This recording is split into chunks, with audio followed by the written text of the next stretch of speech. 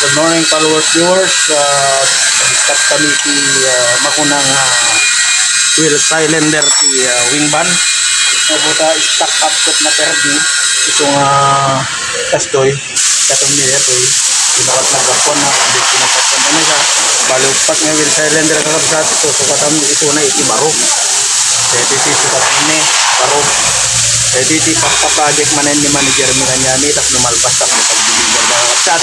Kung dapat malpas ni ko masapa biyahe Manila so dirigat na ti agubray ti wingban ni Suso ano sa nila ta ni manager ni ko nasingkot mo kanya ni lalabs na kami lalabs ni ito na kaya man nakakabsat yan ano siya bubuya di ko content ko inugawin silent ram ako nakit ko ti preno ay pinapanan na tap no adaan ti preno silugan tayo so kakabsat kaya makunay